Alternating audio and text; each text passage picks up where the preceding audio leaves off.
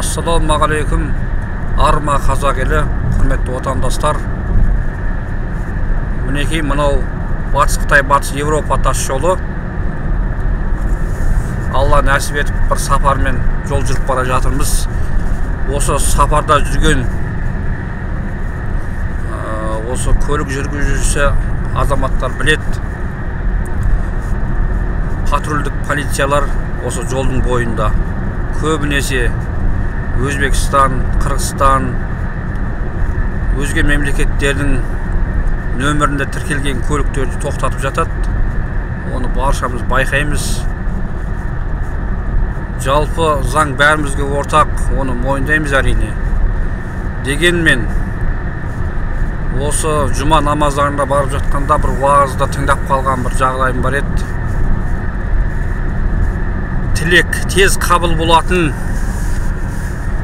жамағаттың бір жөн жобасын пайғамбарымыз айтып кеткен, соның бірі мына жолаушылар деп жатады. Жолаушылардың дұғасы тез қабыл болады деген бір уағызда естіген едім. Сол полиция қызметкерлеріне бір әңгіме айтқым келіп отыр осы кезде. Сол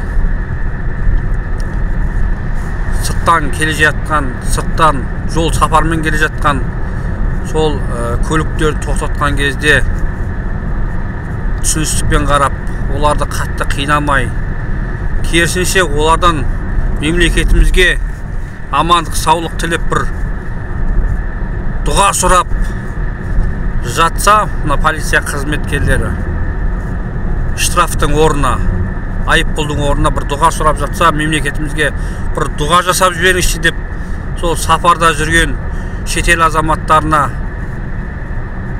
бір көңілін солай бұрып жатса, нұр үстінен нұр болатын еді.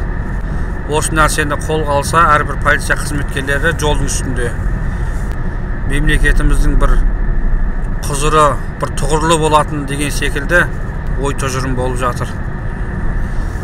Кәнекей сондай нәрсені атқарып жатса, полиция қызметкерлері жол үстінде. Енді әркімнің иманы әртүрлі ғой, бірақ дегенмен полиция қызметкерлері солай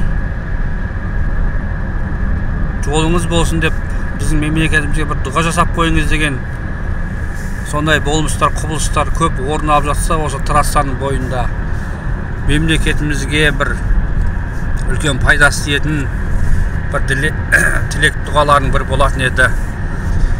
Өздеріңіз қалай ойлайсыздар, құрметті көрермендер? Пікір алаңына жазып қалдырыңыздар. Біз сіздермен қоштаспаймыз, әлде талай жолығатын боламыз. Рахмет.